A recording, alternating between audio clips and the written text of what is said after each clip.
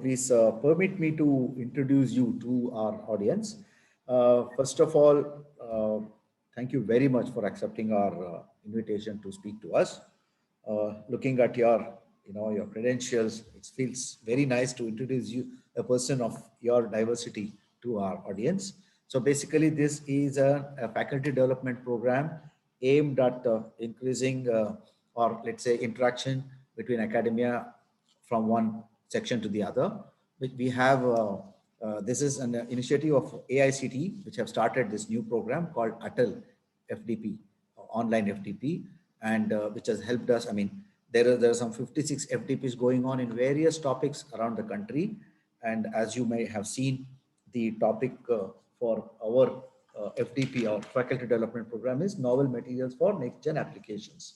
So we have an array of various novel materials which have been dealt by distinguished speakers around the country, and today we have the fortune of listening to you, sir. So the audience are basically faculty from institutions across the country. So there are something like 200 registrants, out of which generally there are about, in the morning there are about 150 of them listening, and we have a very nice dedicated team of people listening to you, and you can be assured that there will be quite a few questions at the end. So, and also these are people, not only faculty from various engineering colleges but also science colleges, but also there are people from R&D institutions, from industry as well, from IITs and NITs as well. So I'm sure you will touch upon all the subjects that are required to make this topic biomaterials something that they can take home, think about for a longer time. Sir, I would now would like to present your, an introduction to you. Dear participants, I have to tell you at the outset that it gives me great privilege to introduce a personality such as Asthana, simply because of the diversity. We have, we introduce and we talk to, interact, read papers about various, engineers and academicians and so on. But here we have somebody who has combined both engineering and a totally another area of knowledge, medicine, to the best usage of humanity. All right. So Dr. Asthana is a real doctor in that sense. That is a medical doctor. Dr. Sonal Asthana did his MBBS, bachelor's in medicine and surgery from JIPMER, which is Jawaharlal Institute of Postgraduate Medical Education Research, JIPMER, Pondicherry or Puducherry. So he has also done his master's in surgery, general surgery, and surgical residency from JIPMER. So apart from that, he has gone through a lot of training in various institutes across the world. One in, he has done his master's in experimental surgery between August 2009 to 2011 at the University of Alberta, Edmonton, Canada. And then he also has gone through training at the Leeds Institute of Hospitals, Leeds, United Kingdom, as a specialist registrar between 2005 to 2007. And he has worked as a clinical fellow and senior house officer in various durations at the St. James University Hospital, HPB and Organ Transplantation Unit. He's of course also worked as a senior research associate and senior resident surgical oncology at the All India Institute of Medical Sciences, AIMS, Delhi, New Delhi. So yes, apart from also, as a chief, as a stint of chief resident general surgery at the JIPMER itself. Apart from that, of course, his current affiliation is the Department of Materials Engineering, Indian Institute of Science, where he works very closely with Dr. Kaushik Chatterjee's team to develop functional multi-component tumor and liver organoids. He is also involved in several PhD presentation discussions offering clinical support for the successful IRHPA grant on 3D stereo lithography of engineering functional tissues. I mean, apart from being with the Indian Institute of Science, working on biomaterials and human transplantation, multi-organ transplantation, is also associated with the Aster Group of Hospitals, Bangalore and Kochi, as a clinical lead, hepatobiliary and transplant surgery. You're not used to these terms, sir. a role. He has developed a large team which offers transplant services across multiple hospitals in public and private sector. And he currently leads Karnataka's largest liver transplant program. More than 400 liver transplants have been done, as he is being one of the, participants for it, and as in contributors for it. So as one of the India's largest pediatric liver transplant programs. He's also associated with Bangalore Medical College and Research Center as an adjunct professor in the area of multi-organ transplantation. He's also associated with PGS Global Hospitals. Well, we're talking about grants and institutional governmental thing. He has had quite a few grants. Canadian Society of Transplantation Travel Grant, Alberta Heritage Foundation, and so on, quite a few of them. He's also done a lot of studies with the grants, etc. And he's been a peer reviewer for several high-tech journals such as the New England Journal of Medicine, Journal of Visualized Experiments, Indian Journal of Surgery, Transplantation International, Journal of Global Infectious Diseases, Journal of Clinical and Experimental Hepatology. So all these journals are new to us. We have always heard of journals in the engineering side, on the material side, and it's great to know about all this. So Dr. Asthana has applied for at least 5 patents as part of group, and of course as a sole contributor also, a patent holder also, 2 of them, and as a part of team 3 more, totally 5 are the same. And his publications run to several pages, 43 publications, published abstracts running to around 16 number, presentation and abstracts to another further 26 in number. Dr. Asthana, I may have to stop here because I have to go on. So, I must tell you from my personal point of view that to have you with, all along, people always thought, just within engineering itself, people always thought, oh, that is computer science. This is, materials. That is this. That is this. We always had this compartmentalized notion of education and knowledge, and forget about interdisciplinary research within engineering. You are getting us to a new domain, bringing medical, let's say, knowledge to engineering and vice versa. So thank you very much for responding to our call and talking to us. The topic is bio-based materials for you, and you'll be speaking for about 1.5 hours. And after that, definitely there will be some question and answer sessions. Some questions will come on the chat box, some questions will come orally, and I'm sure you will be able to answer all of them. So can you just speak and check? We'll check once again whether you are being heard and all right. Please, sir. Am I audible now? Yeah, very much, sir, and visible also. Your this thing is also clean. I'll leave it to you. The screen is yours, sir. The space is yours. Please take over. Thank you, sir. Thank you so much for that very kind introduction, sir. And so I think that there are probably 2 things that I'd like to make clear. Firstly, is a reassurance to the audience that I will not speak for 1.5 hours. I think that would be difficult for all concerned, including myself, to sort of hold forth for such a long time on a topic as diverse as bio-based materials. And the second is a disclaimer. As sir has alluded to, I have interests in various fields. I'm a practicing clinician, and the reason why I'm associated with ISC is part of a novel experiment in a view to break down the silos that separate applied healthcare and applications of, say, materials engineering and different engineering disciplines and medicine, so that we can actually look at making a more meaningful impact to changing people's lives. So as a part of that, my adjunct facultyship in the ISC includes supervising PhDs who are working on different biomaterials as well.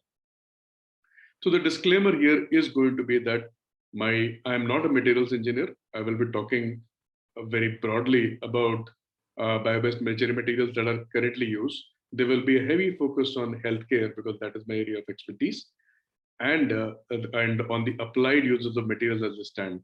So the purpose of this talk is not so much to answer questions as to raise new ones, and perhaps look at ways in which we can potentially collaborate to answer some of the more pressing needs which our patients and our country needs at this point. So broadly speaking, we talk about definition, background, types of biomaterials and use cases. And with the permission of the chair, I will talk a little bit about what we have done at the Institute in COVID times, using biomaterials and our knowledge of biomaterials so that we could come up with solutions that were clinically applicable in a very, very short period of time. That is a little bit of topic, perhaps on tangent, but it's very important to demonstrate what is possible when a committed group works across silos and what can be delivered in a very, very short period of time. So biomaterial is any material that can take a form that can interact with biological systems through the course of any therapeutic or diagnostic procedure. So this is a very, very vast and diverse definition. A bio-based material, broadly speaking, is a material that is intentionally made from living or once living organisms. This also encompasses a lot of ground. Technically wood and leather are also bio-based materials. But of late and particularly important for us is that this has come to mean materials that are derived from organic masses, which are have a certain amount of physical characters in terms of sort of their disposability or their eco-friendliness or their sort of longevity in many ways. There are obviously advantages to bio-based materials. They are natural, they're environmentally friendly. Some, although not all, are biodegradable. They are generally non-toxic. Again, this has to be come with a rider because often the processes involved in producing bio-based materials are toxic. The disposable costs are generally low. In some situations, they tend to be cheaper than the comparable synthetic polymers. And more importantly, they're not based on fossil fuels to a large extent. Again, I'm talking about the biomaterial per se, rather than the process involved in producing the biomaterial, which might sometimes indeed be fossil fuel dependent. I've just put this slide up from a conference in 2017 to show you basically the diversity of what can be considered biomaterial materials, from basically packaging to apparel to food packaging, as well as tires and insulation and so on and so forth. This is a very large market. I think this by itself should be interesting to many, because when we look at just sort of the non-healthcare applications, such as the rigid and flexible packaging, electronics, consumer goods, so on and so forth, this market is scheduled to reach $85 billion by 2026. And if you actually look at the expanded definition of bio-based products that includes composites, then the opportunity is likely to be $7.7 trillion. This basically includes things such as dissolvable straws, packaging materials that are more eco-friendly, and so on and so forth. And a large amount of this particular figure would come from, say, construction and insulation and so on and so forth. So broadly speaking, when we're talking about bio-based materials, we're talking about materials that are based on natural sources, which are biodegradable, which is basically what we've just mentioned. Very briefly, there are many potential applications, construction being one of them. I mean, biomaterials have been used for construction insulation through centuries. And now with sort of augmentation of certain properties, these can come out with a very eco-friendly way of constructing, as well as providing insulation. Packaging of various things, including food storage and packaging. Again, it's old wine in new bottles to some extent, because food storage and packaging in our country especially has been traditionally dependent on palm leaves and biomaterials. And now after a cycle, we are tending to come back to that because of its attractiveness and sort of easy disposal. There are different food products. I've just put artificial meat up there because as a teaser, because we know that this is an industry that is growing hugely across the world. For example, Singapore currently has a large amount of artificial chicken that is out and in commercial use as well. Healthcare is probably what I will dwell upon to some extent. So what are the advantages of using these materials? Again, these are materials, regarding diversity, I'm focusing on certain things that perhaps would be more applicable to healthcare again. Again, specific strengths are high. We know about things like spider silk, for example, which is extremely robust and used. The relative density is low. Now, when we use modern technologies, we can fabricate certain porous structures such as scaffolds, which can enhance, biosynthetic systems and produce targeted applications. Now, porous structures are probably again a materials problem, and now currently with the current techniques that we have, we can enhance certain biomaterials for various therapeutic applications, which we'll talk about. So again, when we talk about biopolymers, they would be classified either as polynucleotides, DNA and RNA, polypeptides, which are basically amino acid polymers, and polysaccharides, which are much, much more versatile and perhaps much more prevalent across in both clinical applications, which are already FDA approved. There are origin-based classifications. I will not go through this list in detail. This will be familiar to many of the participants of this August gathering. Which are the focus applications in healthcare? Again, this is very, very diverse. I've chosen like 4 or 5 of these, which are going to be quite important. Drug delivery systems, which I'll talk about in some detail. Wound closure, again, there are materials such as silk-based materials, which are currently commercially available even in India to augment wound closure, provide effective absorption of wounds that are producing a lot of exudate, and perhaps provide scarless or scar-limited healing. Applications in composites such as healing products and surgical implant devices. So even if the devices are metal, composites such as bio-based composites can be used to confer certain properties such as anti-inflammatory properties, anti-fibrotic properties. This has been used quite extensively in dental implants as of now, but it is slowly making its way into other implants such as hip devices as well. And bioresorbable scaffold for tissue engineering. This was mentioned, and this is actually part of the work that we are doing in ISC and elsewhere as well. So just to give you a brief, which is a non-comprehensive list of the biopolymers used, these are the polymers that are currently used in day-to-day clinical practice, some of which are FDA approved as well. Collagen, of course, we know a lot about. Collagen is one of the commonest proteins in the body. 20 to 30% of the body's body weight of the protein is collagen. So it's a very versatile bio-based material. It can be used for prosthetic valves, valvular prosthetics. Collagen can be also used for drug delivery systems in various viscosities and with certain drugs. It can be used for targeted drug delivery as well. Collagen in the form of a porous structure, as we have discussed very briefly before, is very useful in the management of severe burns. Now, burns is a clinical problem where you have a lot of fluid or protein-rich fluid that is exuding from surface areas such as the skin. So collagen sponges can be laid out over a large surface area because they can absorb all the extra fluid and help in the nursing care of that. This can also be used for dressing for severe types of wounds because this allows bioresorption as well as for tissue growth and wound healing from the inside. Collagen-based gels, hydrogels, and liposomes are used. Liposomes currently are certainly a hot topic when it comes to drug delivery, because nowadays we have heard about liposomes that are used even for mRNA delivery. Nanoparticles, again, is another field which we'll just mention about, not go into any detail. Now, collagen implants are FDA approved for vehicles of transportation for skin cells, for example. So collagen can be used as a tissue scaffold for culturing skin cells. Collagen can be used as a drug carrier for skin replacement.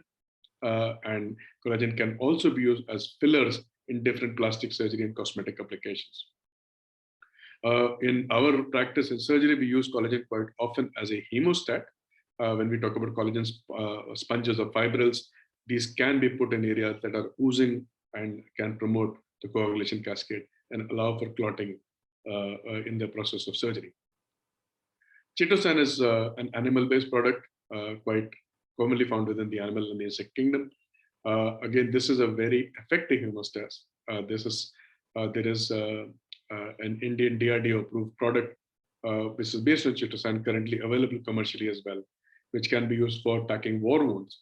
It can stop bleeding almost instantaneously because of its thrombotic effects. Again, there are certain anti-inflammatory properties that carries against anti-IL-1 and TNF-alpha, which allows it to be anti-inflammatory when it is used in a local site. Now, composites of chitosan are used for antimicrobial action, and these are very useful when it comes to coating biomaterials and implants, even if they're non-organic. You could look at composites of where certain materials provide strength and certain other materials provide an anti-inflammatory property such as chitosan. Dental caries, now this is a nice gel that is actually used by our dentistry colleagues. They are probably among the foremost users of biomaterials as of now. So chitosan can be made into a gel with acetic acid, and it can be packed into dental caries as a novel therapeutic material and antimicrobial material. Xylan again is a drug, a hemicellulose, which has got certain criteria because it actually is selectively biodegraded by colonic microflora. So certain drugs such as drugs that are used for inflammatory bowel disease can be loaded into Xylan-based drug delivery systems where they're digested only in the colon and can be used to selectively target areas which are inflamed. It's used for its bulk effect in certain laxatives, fibropolysaccharides. It can be used as a blood cholesterol lowering mechanism. Pentosan is used basically as an anticoagulant. Again, this has been used for various properties in which people tend to clot very easily. Is available in certain IV formulations as well. Alginates are again rock stars of bio-based materials. Alginates are basically derived from different kinds of weeds and plant-based materials. They are biocompatible, non-antigenic. They can be used as wound dressings because combined with calcium, they allow for blood clotting, and they have a lot of absorptive capacity. So, especially in wet wounds, alginate dressings are very, very useful. Similarly, alginate-based encapsulation techniques are probably the first encapsulation techniques that were used for tissue encapsulation, such as allogeneic cell transplantation, where we actually gather groups of cells, encapsulate them in alginate, and these are then injected into living tissues, so that the alginate covering can provide a barrier against the immune activity of the new host. This can be biocompatible, biodegradable, and because of its porous structure, it allows for fluid and nutrient transfer across the barrier as well. So this is very, very useful in encapsulated drug and cell transplant delivery. Carrageenan is used again from seaweeds, anticoagulant, antithrombotic. Very interestingly, it has some antiviral activity. So this has been explored extensively in times of COVID as terms of COVID filters, etc. Not sure whether it's as effective because it has not been studied as much in COVID as in enveloped viruses such as the herpes. Now, the primary use where we use it is an anti-acid gels. It's used as a thickener. It's used for bases for drugs, because it allows it to be a substitute for animal-based products such as gelatin. Gum arabic is used by us quite extensively as stoma adhesives, for example, which allows a biocompatible something that is non-irritant to skin when certain adhesives have to be applied to skin for a long period of time. Xanthan gum for toothpaste, pectin for as a filler in antacids, for example, tablet formations, as well as the anti-inflammatory properties. And pectin again is one of the other products which has a lot of promise for tissue engineering and titanium implant coating, because it actually attenuates in vitro immunological responses. Hyaluronic acid is probably the rock star of bio-based materials. It is an FDA approved, one of the first products to get FDA approved. It's used for very, very diverse applications. Wound healing, epithelial regeneration. It's used for dry eye syndrome. If you use Mysol drops, you're probably using some sort of HA. It's used for the viscosity agent in patients who've got secretions in their lungs, for example. Commercial preparations are available for intra-articular injections. When the fluid within the joints comes down, hyaluronic acid can be a good filler to prevent the shock, to enhance the shock absorbing capacities of load-bearing joints. It can be used as a filler for wrinkles, cutaneous lines, and hyaluronic acid has also been used as an antimicrobial in various implants, in intraocular and dental implants, as well as catheters. So if we are to look at sort of 4 or 5 novel biomedical applications We'll talk about porous scaffolds for tissue engineering. This is again work that we have currently done. Porous carriers for drug delivery. We have discussed certain elements of bio-based materials which can allow them to become suitable agents for drug deliveries in special local sites. Wound healing is one action and antimicrobial action. Bioscaffolds generally, there are certain materials that naturally present as bioscaffolds. And there are also mechanisms by which we can decellularize certain materials such as say liver vessels and use those as scaffolds. Scaffolds can be produced by different techniques, freeze drying, for example, and they can be seeded with cells at different densities. The density of cell seeding is, it depends on the kind of cells that are used, and the porosity that is desirable also depends on what is the eventual requirement for these cells. For example, hepatocytes being larger cells, liver cells, would require larger pore sizes as compared to say fibrous tissues, which are relatively smaller.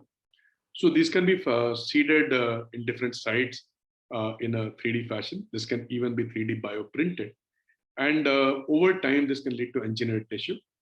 This process is obviously called a 4D bioprinting, by which cells or composites of cells, groups of cells are seeded in particular areas, and then they eventually grow to achieve a desired configuration.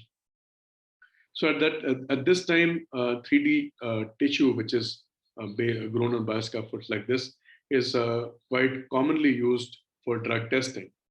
So in ISC, the group I work with, Professor Chatterjee's group, has used this to devise various tumor organoids, for example, in which they've cultured tumor cells and fibroblasts on a bioscaffold.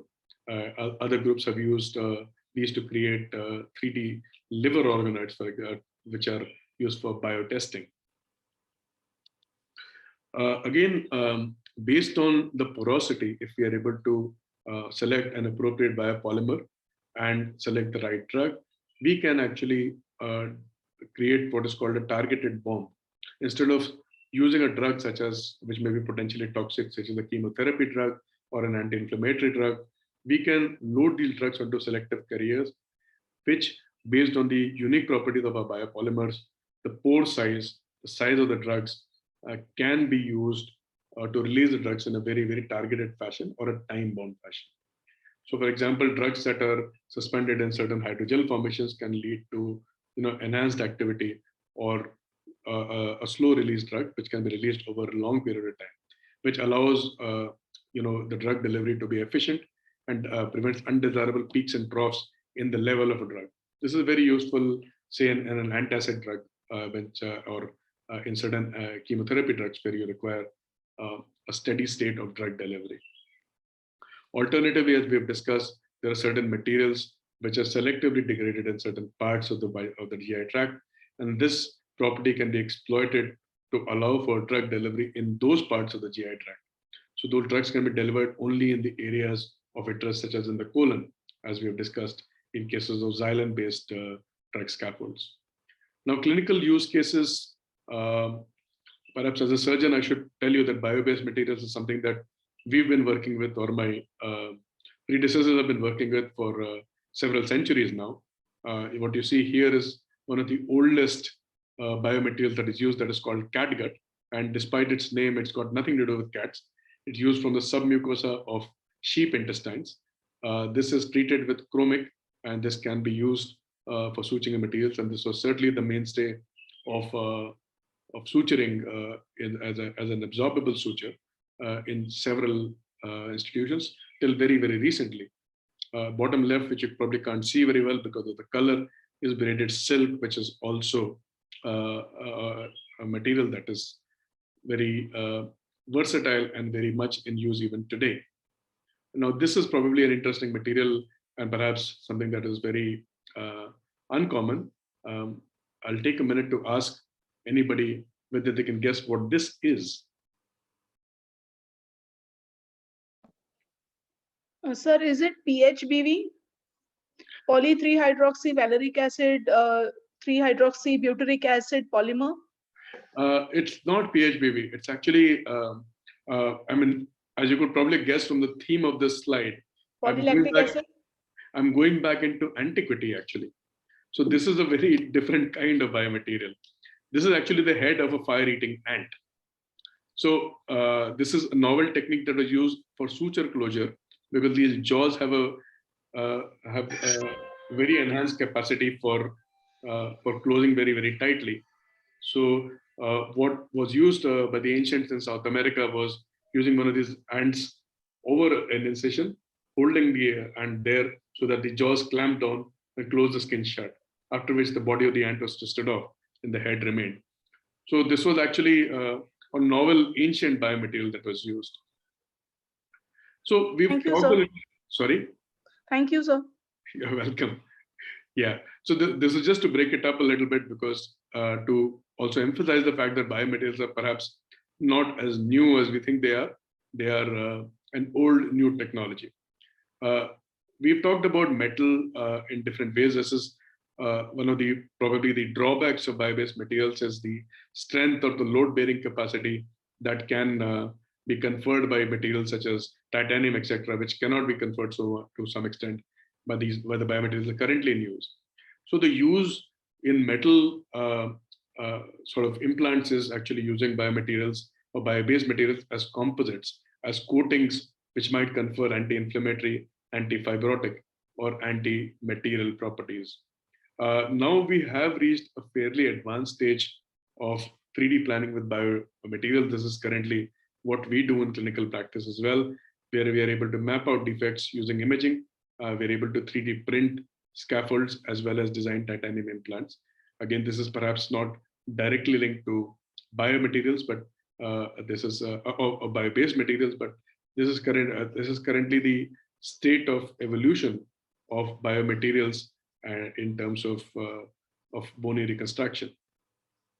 Again, we've talked about biopolymers in some detail, where in non-load bearing capacities, where we can use a composite of different techniques in bioceramics, etc., which will allow us to, selectively target certain things such as promote tissue healing, promote osseointegration by using the properties of our bio-based materials. So this is broadly a sort of an overview of where bio-based materials currently fit into healthcare applications. I'd like to take a little step back and talk a little bit about how biomaterials engineering per se has impacted probably the biggest problem of our time. Probably the reason why we are having a Zoom call today is because of the COVID pandemic. And over the last 1 year, at least, we have realized that there are certain novelties to biomaterials that are in use in labs, which can be readily translated into healthcare applications. So over the next few slides, with the permission of the chair, I'd like to just present some work that has been done at the institute at Bangalore and in certain hospitals, which has been used, which has been translated into for clinical impact as well. So this is basically about biomaterials engineering in COVID. We have used biomaterials for protection in PPE, face masks, for biosafety, for surface treatment, inactivation and coating, diagnostics, therapeutics, as well as 3D printing. Surface inactivation, obviously, we are asked to wash our hands and use hand sanitizer locally. But again, we know that virus spreads by aerosolized particles. It can remain active on surfaces. The importance of this has decreased of late, but certainly the principle remains. It can be active on different, the SARS virus can be active in different surfaces for longer periods of time. So we can use virucidal coatings, which can use silver, gold, and copper, so that to confer an antiviral effect, or we can use the same coatings to conventional personal protective equipment. Surfactants can be used for large area disinfection. Now, again, we talk about face masks. We could use biomaterial properties to improve the filtering capacity of face masks in different mask designs. N95 masks, which is what doctors and healthcare professionals use. And also one of the novel things that we've tried to do here is to change the filters of the mask using extracts which are biodegradable, which can successfully block the passage of the virus. COVID diagnostics, this is actually a close-up of a nasal swab which initially were not available in large numbers, and we were able to print them in large numbers initially when before the production could actually catch up. So we were able to use sort of 3D printing in a versatile manner to produce large numbers of swabs for the detection of COVID initially. Magnetic nanoparticles, again, very versatile. You store in various aspects of of diagnostics as well as therapeutics. These have been used to design certain applications which are smart glass microfluidic based for the detection of SARS-CoV viruses. For therapeutics, inhaled treatments, ECMO, extracorporeal cytokine removal, all of these actually have strong biomaterial capabilities which have been enhanced and developed during the course of this pandemic. 3D printing has been very, very versatile during the pandemic. We have used it to produce everything from prototypes, end-use parts, face shields, tissue engineering, which we talked about recently, for testing and novel antiviral drugs, vaccination of drugs, and validation of drugs and vaccines, drug screening through the organ and chip models. These have all been very rapidly and readily prototyped through 3D printing applications. This is one of the novel things that we developed. Again, not a bio-based material, but a novel 3D splitter where we could actually increase the use of ventilation from 1 to 2 patients. This is one of the patents that was mentioned early on, which was basically using a valve which allowed us to do differential ventilation in a split fashion for 2 patients. This was actually done with a startup in Bangalore and also used in clinical applications in the times of the first surge. So this was basically the last few slides for an overview of how versatile the technology is and what we can do. The time to market or the time to healthcare impact is actually shorter than we can think. And it's only limited to our imagination at this point about what we can do with the novel materials that are available and the applications that they can be used for. So we can look forward to a new technology-driven era. And I think that one of the good things about COVID is that meetings such as these can actually spur multi-institutions or multidisciplinary collaborations and further hasten the use of this new technology. Thank you so much.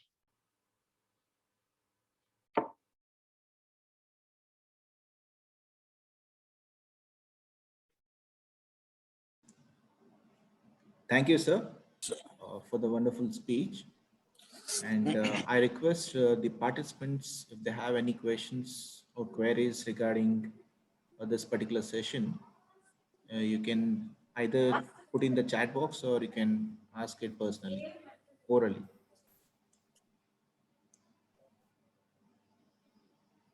Hello.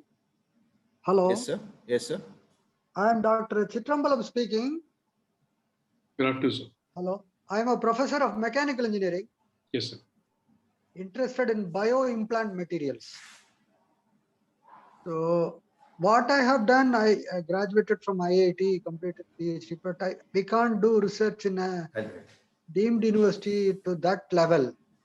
So what we do, we make natural fiber reinforced composite. Offshoot of that, based on the work I have done, I wanted to do work related to polymer-based bone substitute materials. Hello? Yes, sir. Yes, sir. So what is the status in India? For example, polymeric nanocomposites, which can be used as a substitute for developing bioimplants. There are two kinds of materials. One is a bone substitute, another is a kind of bone repair material. I wanted to collaborate with an orthopedician. Finally, in our university, I could find a professor in the orthopedics department. So we together, made a proposal. Together, we made a proposal and we have submitted to DST. And there is a field called, I don't know exactly, I don't remember the name exactly, orthologistics, bioortho, that is the material can grow in situ instead of making an implant and keeping that inside. A material which can be deposited, 3D printed right during the surgery, which will start growing along with the bone tissues. So which one will be more effective? What is the status now in India? Sure. No, thank you, sir. That's a very nice question. And because biomaterials is, in my mind, will predominantly firstly be used in the orthopedic arena because of certain characteristics that are easier to address in load bearing and in orthopedics. Broadly speaking, the materials that are used are either replacements using metals such as titanium, which can be replacements for hips, which can be replacements for bones, which are called megaprosthesis, or there are titanium implants which are present in the forms of plates and screws, etc. So there are pros and cons of each one. One is that this material obviously is inorganic; it can get infected. It will stay in the body for a long time. And importantly, if you're using a megaprosthesis, they are very heavy. So they are very heavy. For example, if you had a titanium, say, femur or a thigh bone, this would be very, very heavy for a patient. It might actually impact the gait of the patient after you've used it. So this has been addressed in different ways by changing the biomechanical characteristics of these metals, such as using, say, a porous structure inside, much like a natural bone, where you have a hard shell and you have a porous structure inside. The challenge of using a fully absorbable biomaterial in joints and in load-bearing bones is that these biomaterials that we're using right now are not strong enough. So that when we are using it in a load-bearing bone, such as the tibia or the femur, these biomaterials may not be able to carry the load of the whole body. And more importantly, their degradation capabilities may not be desirable. They may not sort of be present long enough for the bone to heal completely by osseointegration. So the first use, in my view, of using a bioabsorbable or a bio-based material would be the use of perhaps absorbable implantable plates, which can be produced by certain materials which are currently in use, such as PLA and PDS, which can be used to bridge certain fractures, be put in place with absorbable screws, which over a period of time would dissolve once the healing of the bone was complete. Bone replacement is an area which you've talked about, where we can use cellular implants within sort of bioscaffolds to allow fibroblasts to grow and osteointegration to occur. That is something that is still being developed. That is still something that is not in clinical use. So that is like a brief overview of the technology as it stands today. Thank you, sir. Dr. Asthana, can you just see the chat box? Yes, sir. Maybe a question or two posted there. If you can answer them, and then of course continue to answer any other oral questions, sir. Can you see the chat box? So Dr. Jivananda has asked about conducting polymers used in biosensor applications. Okay, biosensors, I don't know a lot about biosensors. Sensors in themselves are actually quite extensively used right now. And certainly there is an entire division of health tech that is going to be developed currently on sensing of vitals, either remotely or in person, such as wearables. But this is probably not something that I could answer with a lot of confidence, actually. Anybody else would like to post questions on the chat box, or please can orally ask Dr. Asthana any questions? Anybody wants to come in? Sir, good afternoon. This is Ambihe from Mechanical Department. Actually, the drug delivery system which you are talking was quite interesting for me. I was wondering, or maybe it's very basic, I don't know. How will it go and hit the target, and how is it going to release the medicine? That's one question. And after releasing the medicine, what will happen to the drug carrier? Probably, how will it get absorbed in the body, or how is it going to be coming out? So, I mean, again, thank you. But this is a very nice question and a very broad question. So I talked to you about a very specific drug delivery mechanism where we were using the properties of xylan, which is selectively degraded by the colonic bacteria. Okay, which is we have exploited a certain property of a biomaterial, which if we sort of load a drug in that particular xylan, put it to xylan, it can pass through the entire bowel without getting digested and get digested only in the colon. So when it gets digested, it releases the drug in the area. So suppose there is a inflammation in the colon, such as colitis, then the drug only reaches the colon because it does not need to interact with the whole bowel. For topical drug delivery, that becomes a very desirable characteristic. But I mean, the larger, in xylan's case, xylan is a bulk material. So this will be excreted from the body after it gets digested by the colonic bacteria, releases the drugs. But the broad material properties are very interesting in a way, because, for example, you can use, say, magnetic nanoparticles that are loaded or coated with a certain drug. Now, these can be injected or reach a particular area where they can be stimulated with, say, thermal stimulation under a magnetic field, where they release their drug cargoes. Okay, so then you could, there is a lot of this kind of work going on in targeted cancer chemotherapeutics, for example, because we know that cancer chemotherapy drugs are very toxic. If you inject them intravenously, as we do right now, they will spread across the whole body, and there's a lot of systemic toxicity. And sometimes we do not achieve the desired concentrations in the particular area.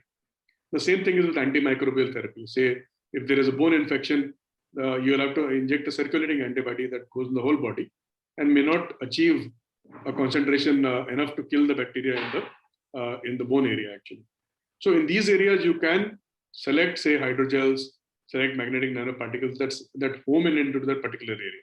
The homing in uses different characteristics. They can be chemical homing in characteristics, where, for example, certain cytokines that are produced in inflamed tissue will act as a homing target for your drug delivery system. And then based on whatever the acidity or the characteristics of the tissue, we can use certain physical properties, such as, say, the pH of the tissue, or a temperature-based delivery system, which will allow the drug delivery system to disengage with its cargo and let the chemotherapeutic or the antimicrobial drug interact or have its effect in a local fashion. Now, the cargo itself, the delivery system in a magnetic nanoparticle may persist. It will be taken over by the body's the reticuloendothelial system. In the case of hydrogel, it may dissolve or dissipate, get absorbed. Or in the case of, say, a xylan-based thing, it will be excreted from the body.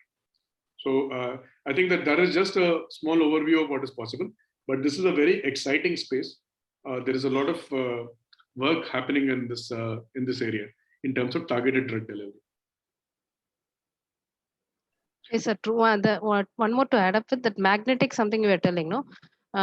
So if as a human being, when we are going around a magnetic field or high temperature area, will that also will have an impact on the person, no? Not usually, or not that much. MNPs have actually been used for more than 2 decades in medical field. So, for example, magnetic nanoparticles are used in certain MRI agents for contrast, because, as you know, magnetic resonance imaging relies on a magnetic field to produce image of internal body organs. So MNPs have been used in different capacities. Again, sizes differ, and and their sort of magnetic strength differs. So, but they're quite safe to use in that particular area, in that particular way. The only drawback is, as I mentioned, they do stay in the body for a long period of time. Oh, thank you, sir. Thank you. Yeah, Dr. Asthana, there is a question in the chat box. Professor Thiru Chitrambalam, I had muted you because of some noise. I did not know from where. You could either ask it orally. Please feel free, or Dr. Asthana, if you can read his question from the chat box. Sure. So Dr. Thiru Chitrambalam have asked that if we can add bioactive nanoparticles such as calcium silicate to bones with substitute composite materials. Yeah, I mean, definitely. I think there are a number of studies that are going on using calcium silicate and other materials to sort of promote osteogenesis in the bones. The challenge, of course, is that osteogenesis is dependent on the presence of an appropriate scaffold in which bones can grow. And it is also directed growth. So it is directed by selective load bearing. The chicken and egg situation that we face in these is that will the bone be strong enough for load bearing with the bioactive material, long enough for this material to osteointegrate? So right now, that is the challenge that we are facing. And I mean, it's certainly work in progress at this point. I don't think we have solved this problem, but what you mentioned is certainly can be done.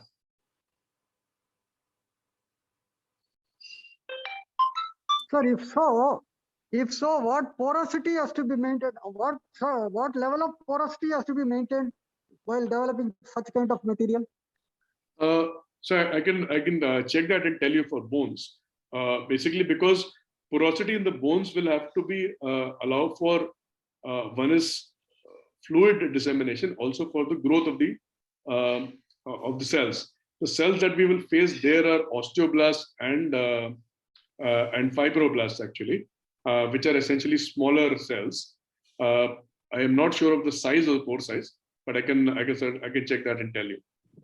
So generally, the pore sizes that are desirable will have to be determined by the cells that you're growing there.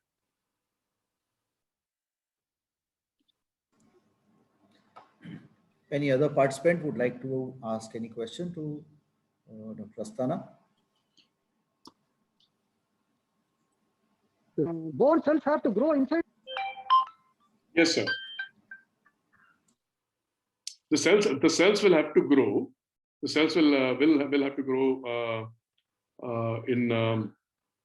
inside the cells, because when we talk about osteointegration, essentially what it means is that you are using the biomaterial or the bio-based material as a scaffold which will allow for bone cells to grow. Now, cells that typically grow in these come from undifferentiated stem cells that migrate into this area. So the things that you're talking about, the active nanoparticles, can promote a certain kind of development. They can promote the development of these cells and differentiation into osteoblasts and osteocytes, for example. So one is obviously the chemical stimuli for the differentiation of these cells. The second is the physical stimuli. So in cases of bones, that physical stimuli comes from load bearing. So if a bone, for example, is in a non-load bearing area, the same cell could become a fibroblast and heal by scar tissue. If it's a load bearing area, calcium can deposit and it can become an osteoblast or an osteocyte. So yes, if you are looking, the basic point of using a porous scaffold is to allow for osteointegration. The challenge, I mean, a porous scaffold or a porous structure in cases of solid metal implants is used also to decrease weight. So there are two sort of different uses for porosity in these situations.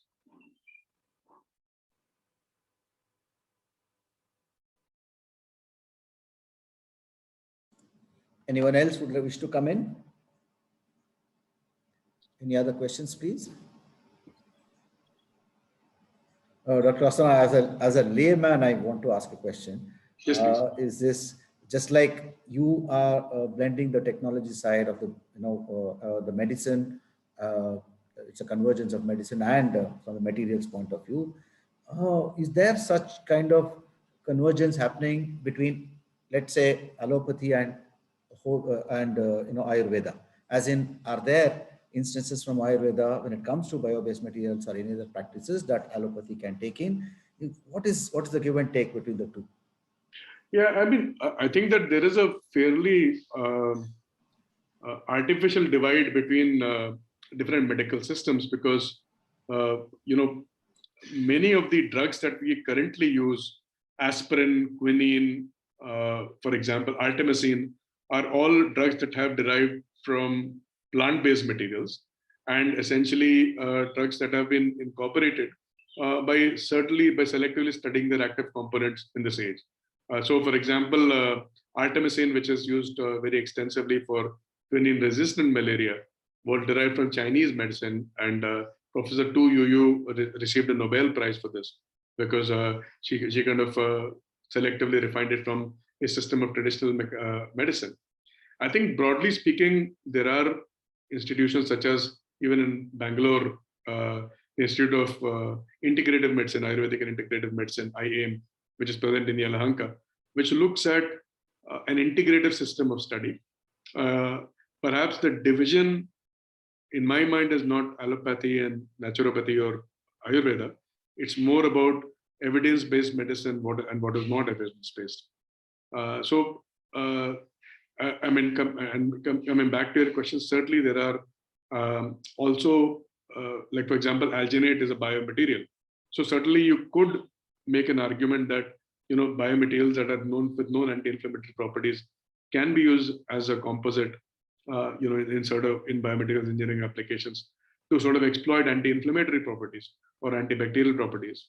So there's a lot of scope of working together, but I think the two limitations in my mind is producing an adequate evidence base for certain properties, as well as integrating desirable properties so that we can work towards sort of unified health rather than select allopathy or whatever pathy we choose to sort of represent. Yes, we have always, as common people thought, why should there be any division of wisdom or let's say knowledge at all? Because the end result of all of that or all end objective is the same. So there has to be a blending of all the knowledge branches to come into one. Dr. Asthana, one more question. See, there are some more than 100 participants right now. Most of us are teachers, academicians who have our own students to speak to, etc., etc.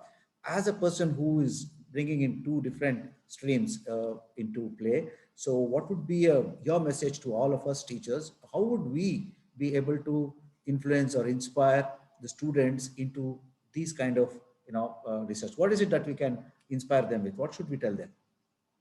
Sir, as you know, I've had an opportunity to interact with several, distinguished scholars from non-medical fields as over the last year or so, the broad sort of message I think here is that it's important to start with a specific research question, and it's important to start with in cases of healthcare, to start with a clinical problem. Most of the time, I think that as to forgive the use of corporate lingo, we lack a mission statement when we start a research project. And the incorporation of, say, a clinical partner should happen very early on in the research process. Because while the tools and the technology are available with colleagues who are actually attending this meeting right now, but sometimes the clinical problem is not as well defined. And because I have seen it from both sides, you will be surprised to see how primitive some of the things that we currently use in medicine are compared to the technology that you talk about. Somebody asked about biosensors.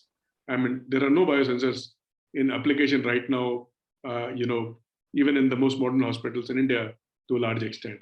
So there's a very big gap between where technology is and where healthcare is. The only way to bridge the gap is by working together and working together in a very truly integrated fashion.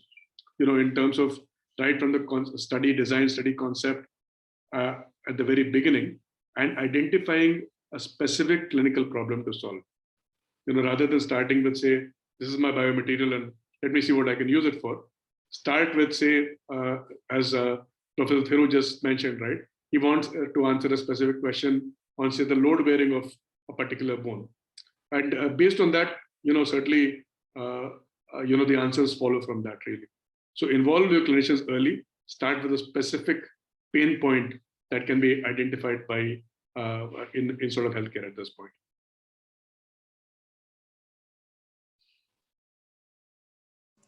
Yeah, so if I'm just waiting for a few seconds, if there anybody wants to come in.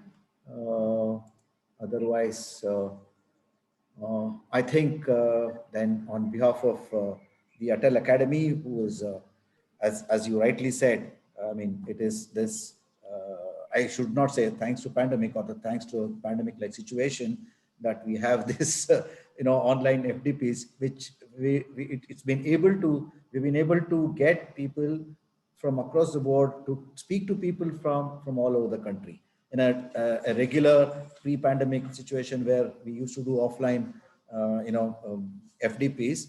We were not able to bring in such an array of speakers or people who could sit and listen. And there will always be distractions when we did that, and going with a lot of other, this just optimized everything. Just the feel of the place, or the, friends and tea and coffee and talking to each other is only what we are missing. Else everything is there as a benefit. So once again, we are extremely thankful to you, sir, for coming in and sharing your time and knowledge with us. And I really hope all the participants will take back home something from this.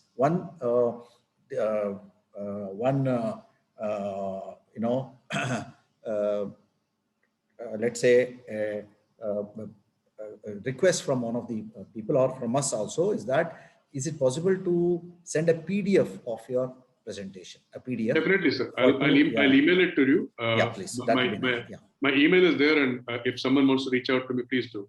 Not a problem at all. Right. Okay. So that is for two reasons. One is people would like to go back and read that, and then we also have a short test that is given to all the participants, and we would like to take it from the contents of your PDF in order to ask those questions. So thank you very much, sir. We look forward, and thanks once again. Have a good day, and please, we would like to listen to you sometime in future too. Thank you very much.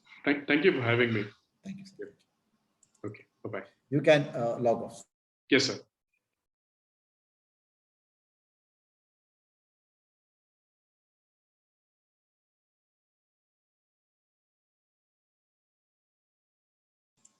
So all the participants, well, if you are still there, just that this particular session has closed a little earlier. When we have sent a mail to all the speakers, we had told them that you may have to speak for about 1.5 hours and then half an hour of this thing. But this speaker wanted, well, we did not know that he would end early, but I'm sure takeaway is a takeaway, whether it is a short duration or a longer duration. I hope you understand, all of you. This simply means that we have a longer lunch break, and we shall all assemble back virtually at 1:30. 1:30.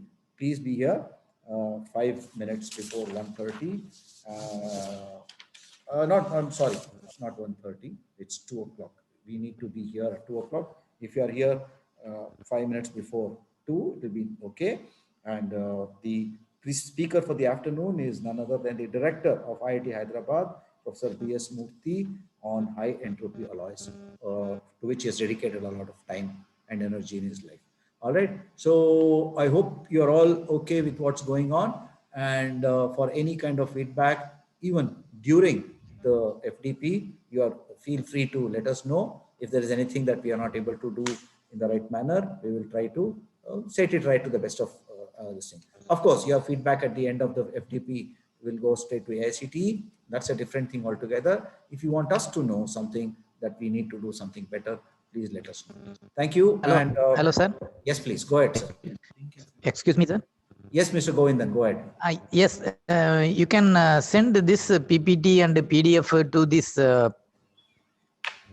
participant, sir. Absolutely, sir. The moment sir, what we are doing is, as soon as the talk is over, then we send a request to all the speakers saying that, sir, can you please send your PDF? Most of the speakers don't want to share their PPT. PPT sharing is different, and they will convert that into a PDF and they send it. PPT sharing can lead to misuse. So they will send a PDF, and again, it is up to them. It's an option for them. It's not mandatory for them. So they will, as soon as they send the PDF, every single shred of information that we get, we'll all be passing it on to you, sir.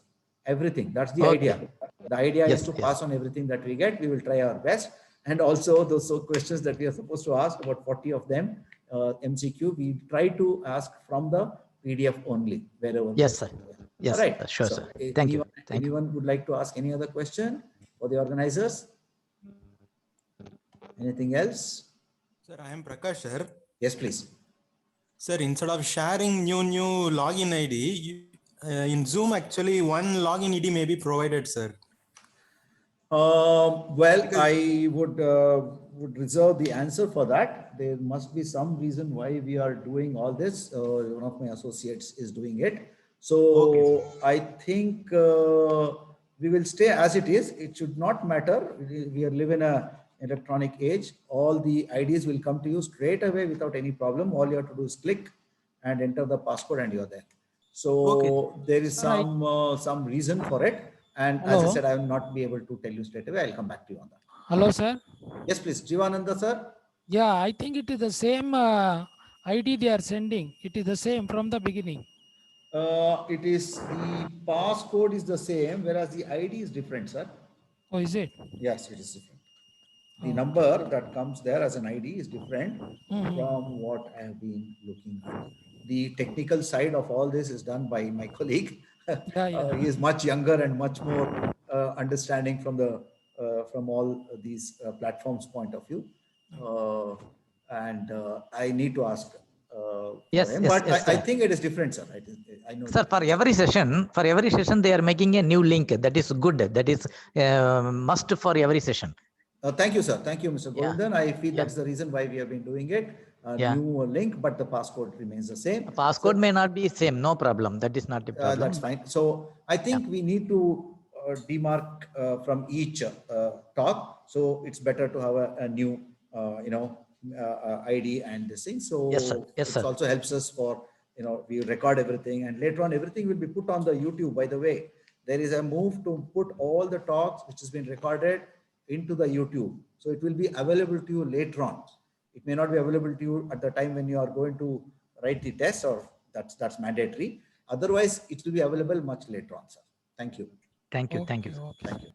All right. So if there are no more questions, since we had some extra time, we thought we could answer some questions to you, sir. So I wish all of you have a good lunch and join us back for Professor B.S. Murthy on high entropy alloys.